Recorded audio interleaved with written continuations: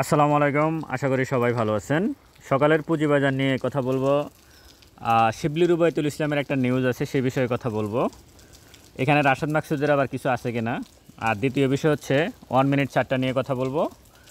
আর ট্রাম্পের যে শুল্ক নীতি সেটা এখনও চলমান, এখনও সমাধান হয় নাই। যদিও ট্রাম্প অলরেডি ঘোষণা দিয়েছে সে 35% শুল্ক আরোপ করছে, কিন্তু তারপরও আলোচনার জন্য সে সুযোগ রাখছে আগামী 1 মাস। তো সুযোগ আছে, যেহেতু 1 আগস্ট থেকে এটা শুরু হবে। তো প্রথমে আসি সকালের পুঁজিবাজারে। 11:30 বাজে 43 পয়েন্টের মতো ইন্ডেক্স প্লাস, 250 কোটি টাকা 258 কোটি টাকার উপরে লেনদেন হলো। আমি বলবো যে হ্যাঁ, মোটামুটি ঠিক আছে, মোটামুটি ঠিক আছে। টপে যে স্টকগুলো, এগুলো অনেকটাই মানে আনসিন। এই স্টকগুলো আমরা সাধারণত বিভিন্ন সাইডের স্টকগুলো নিয়ে আজকে টপ স্টকগুলো রাখা হয়েছে। যেমন ফ্যামিলি ট্যাক্স আছে, এরকম কয়েকটা। ফ্যামিলি ট্যাক্সের কী করছে, 10% বাড়ায় রাখছে। আপনারা গিয়ে দেখেন, সম্ভবত 2 টাকা 30-40 দিয়ে, কারণ এখানে 10 পয়সা বাড়ানোর সাথে সাথে ওটা 10% বেড়ে গেছে। কিন্তু আবার সেলও দিয়ে রাখছে ওই পরিমাণ। কিছু কিছু মানে এখানে আমরা যা দেখতেছি সবগুলো যে আপনারা কোনো স্টকে এন্ট্রি নিতে গেলে এই বিষয়গুলো দেখে নেবেন। বায়ার এবং সেলারের সামঞ্জস্যটা দেখে নেবেন, যে আসলে 10% যে বাড়লো, আসলে কি তার বায়ার আছে কিনা। এটা খুবই গুরুত্বপূর্ণ, আপনাদেরকে দেখতে হবে এটা বায়ারটা আছে কিনা। আর দ্বিতীয় যে বিষয়, এই মুহূর্তে হিস্টোগ্রামের বার খুবই ভালো। আরএসআইটা একটু বেশি সত্তর, আপনারা 80 পর্যন্ত অপেক্ষা করতে হতে পারে। 80 পর্যন্ত আপনারা ধরে নেন যে 80 পর্যন্ত যেতে পারে। ভলিউমটা যেভাবে বাড়তেছে এখন, এখানে আছে আপাতত। ক্যান্ডেলটা মোটামুটি ঠিক আছে, আমি আগেই বলছি। এবং প্রিভিয়াস যে রেসিস্ট্যান্স সেটাও ইন্ডেক্স ব্রেক করে চলে গেছে। তো সব কিছু মিলাই পজিটিভ মার্কেট, আলহামদুলিল্লাহ। 1 মিনিট ছাড়টাও আমার কাছে আজকে ভালো লাগতেছে একটু। আমি যদি এইভাবে হয় তাহলে সত্যিকার অর্থে সেটা ভালোই হবে। এবং গতকালকে যে 601 কোটি টাকা লেনদেন ছিল, সেই লেনদেনটাও ব্রেক করে যাওয়া উচিত। যেহেতু 11:30টা 258 কোটি বা 60 কোটি টাকা লেনদেন হলো, আমি আশা করি যে এখান থেকে খুব দ্রুত একটা আজকে আর একটু ভালো লেনদেন হোক, এটাই আশা করি। আর দ্বিতীয় যে বিষয়টা সেটা হচ্ছে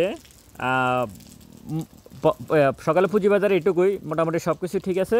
আপনাদেরকে যেটা আমি একটু বলবো সেটা হচ্ছে, যে স্টকগুলো এই মুহূর্তে বেড়ে গেছে এগুলোকে টেনে কিনতে যাবেন না, এটা ভুল করবেন। হ্যাঁ, হয়তো আপনি হুটহাট একটা দুইটাতে প্রফিট পাবেন, কিন্তু লস করবেন বেশি।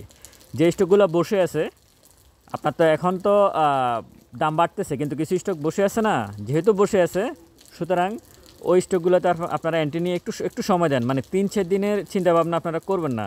3-4 দিনে প্রফিট নেবেন বা 3-4 দিনের চিন্তাভাবনা নিয়ে আপনারা একটা স্টকে এন্ট্রি নেবেন, এই বিষয়টা আপনারা আপাতত বাদ দিবেন।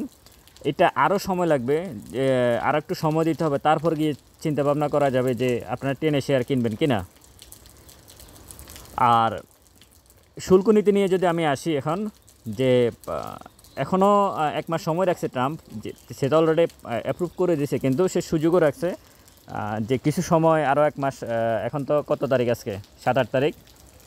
এই মাসটা সময় আছে আলোচনা করে হয়তো পজিটিভ কিছু পেতে পারে। যেহেতু ডক্টর মোহাম্মদ ইউনূস সাহেব আছেন, আমরা আশা করি যে পজিটিভ কিছু আসতে পারে। গতকালকে এই শুল্কে আরোপের উপরে ইন্ডেক্সের উপর খুব বেশি প্রভাব পড়ে নাই।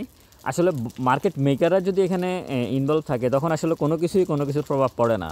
এটা হচ্ছে বাস্তবতা। আশা করি মার্কেট মেকারদের শেয়ার কালেকশন শেষ। আর একজন কমিশনার তো বলছিলেন যে পুঁজিবাজার খেলার জন্য রেডি, সামনে প্লে করার জন্য রেডি। আমরা হয়তো তারই কিছু নমুনা দেখতেছি। তবে অবশ্যই এক্ষেত্রে ভলিউম এখনও ইন্ডেক্সের সাথে ভলিউমের সাথে আপনার পোর্টফোলিও আচরণ ঠিক হচ্ছে না।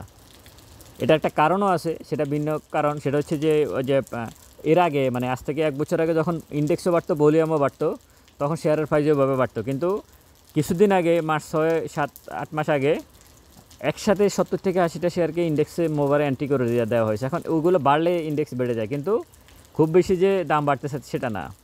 এবার আসি শিবলি রুবাইতুল ইসলামের বিষয়। অধ্যাপক শিবলি রুবাইতুল ইসলাম 15 কাঠা জমির উপর তোলা 10 তলা বাড়ি ক্রোকের নির্দেশ, আরও সম্পত্তি ওনার ক্রোকের নির্দেশ করা হয়েছে। উনি তো জেলে আছে এই মুহূর্তে। এটা হচ্ছে বাস্তবতা বর্তমানের। আমি মনে করি এখন যারা আবার চেয়ারে বসে আছেন, তাদেরকেও এই বাস্তবতাটা মাথায় রাখতে হবে। কারসাজি কে করতেছে, কি করতেছে না করতেছে, এই যে ইনসাইডার ট্রেড হচ্ছে এটা পরিষ্কার। দৈনন্দিন যে লেনদেন আমি 43 পয়েন্ট ইন্ডেক্স প্লাস দেখছি, এখনই 43 পয়েন্ট ইন্ডেক্স প্লাস দেখছি। 250 কোটি টাকার উপর লেনদেন 1.5 ঘন্টায়, অবশ্যই ভালো। কিন্তু শেয়ারের যে প্রাইস, টপে যে শেয়ারগুলো, এই শেয়ারগুলো কি কোনো জাতের মধ্যে পড়ে কিনা, এটার আপনার যে সংস্কারের কথা বলেন, রাশেদ মাকসুদ যে সংস্কারের কথা বলছেন গত কয়েক মাস 1 বছর ধরে, সেই সংস্কারের নমুনা কি প্রতিটা দিন জাং শেয়ারের প্রাইস বাড়তেছে, এটা কি সংস্কারের নমুনা কিনা, এটা ওনাকে একটু ক্যালকুলেশন করতে হবে। ঠিক শিবলি রুবায়তুল ইসলামের সময় এই শেয়ারগুলোর দামই বাড়ছে। আপনাদেরকে গতকালকে দেখালাম না আমি পরসন শুজ, সিপাল, এমআরএড অয়েলের কথা ভুলে গেছিলাম, একজন মনে করে দিয়েছিল। এইগুলো থেকে দূরত্ব, নিরাপদ দূরত্ব বজায় রাখবেন। এখন আবার এগুলোই প্লে করবে, কিন্তু হয়তো এমআরএড অয়েল করবে না, হয়তো সিপাল করবে না, হয়তো পরসন শুজ করবে না, সোনালী আঁশ করবে না, সোনালী পেপার করবে না, এরকম অন্য কিছু করবে, হয়তো ঢাকা ইন্স্যুরেন্স করবে, ঢাকা ব্যাংক করবে, এরকম রানয়িক জগেশ্বর করবে, এরকম অনেকগুলো স্টক আছে। এটা রাজনৈতিক প্রেক্ষাপটে চেঞ্জের কারণে এগুলো হয়। এগুলো থেকে দূরে থাকবেন। আপনি জানেন না কখন কি নিউজ আসবে। এই ধরনের স্টকগুলোর ক্ষেত্রে হুটহাট করে এক একটা নিউজ চলে আসবে, ব্যাড নিউজ, এরপরে ডেস্ট্রয় করে দেবে। সুতরাং সাবধানতা অবলম্বন করবেন। আরেকটা বিষয় আপনাদেরকে একটা পয়েন্ট আমি ধরে দিই, সেটা আমি আমার বই থেকে নিলাম, ওই বই থেকে ওই পয়েন্টটা, সেটা হচ্ছে 15-20 দিন আগে যে স্টকগুলা, এটা ওখানে বইতে লেখা আছে, 15-20 দিন আগে যে স্টকগুলা প্লে করছে কিন্তু এখন চুপচাপ বসে আছে, আপনি ভুলে গেছেন, এইরকম 2-1টা স্টক আপনি এন্ট্রি নিতে পারেন। যেমন একটা স্টকের কথা আমি বলি, ইসলামী ফাইন্যান্স বি ক্যাটাগরি থেকে ডিভিডেন্ড দিতে পারে না, এই কারণে জেড ক্যাটাগরিতে চলে গেছে, কিন্তু সে ভালো করছিল, পরপর মনে একটা 2টা হল্টেড করছিল, আমার ঠিক স্মরণে নেই। মানে এরকম যে স্টকগুলো আছে 15-20 দিন আগে 2-3টা হল্টেড করছে, করে এখন আবার মার্কেটের বাইরে চলে গেছে, টপের বাইরে চলে গেছে, ভলিউমের বাইরে চলে গেছে, ওই স্টকগুলোকে খুঁজে বের করেন। 15-20 দিন আগে কারা কারা ছিল টপে, ওগুলোকে খুঁজে বের করেন। নিচে কোন স্টকটা আছে, যারা ট্রেড করবেন, আপনার ট্রেড করলে তার জেড ক্যাটাগরি আর বি ক্যাটাগরি আপনার জানার দরকার নাই। তো সুতরাং আপনি এক্ষেত্রে যেটা করবেন সেটা হচ্ছে ওই স্টকগুলোতে এন্ট্রি নেওয়ার চেষ্টা করবেন। ট্রেডিংয়ের জন্য অবশ্যই রিস্ক নিতে হবে, স্টপ লসের কথা মাথায় চিন্তা রাখতে হবে। যদি আপনি এই মুহূর্তে যেহেতু ইন্ডেক্স কিছুটা পজিটিভ আছে, ট্রেড করে হয়তো আপনার প্রিভিয়াস যে বিষয়গুলো আছে সেগুলোকে আপনি একটু রিকভার দিতে পারেন। আর পোর্টফোলিওটা এই মুহূর্তে একটু ছোটো করবেন, এই বিষয়ে আমি বিকেলে ভিডিও দেব ইন্ডেক্স আলোচনাতে। আপনার পোর্টফোলিওতে যদি এখন 30-40টা শেয়ার থাকে, আপনি এগুলোকে কীভাবে ছোটো করে নিয়ে আসবেন সেটা আমি বিকেলের ভিডিওতে বলবো। ভালো থাকবেন সবাই, ভিডিওটা শেয়ার করবেন। স্টক সাজেশন এবং পোর্টফোলিও ম্যানেজ করার জন্য ডেসক্রিপশন বক্সে নাম্বার দেওয়া আছে, যোগাযোগ করতে পারেন। আর যারা বইটা সংগ্রহ করেন নাই, হাতে লেখা আছে 50 পাতার পৃষ্ঠার, আপনারা একটা এন্ট্রি ফি দিয়ে, এবং স্টক সাজেশনের জন্য অবশ্যই আপনারা এন্ট্রি ফি দিতে হবে, এবং পোর্টফোলিও সাজেশনের জন্য আপনাদেরকে এন্ট্রি ফি দিতে হবে। ভালো থাকবেন, আসসালামু আলাইকুম।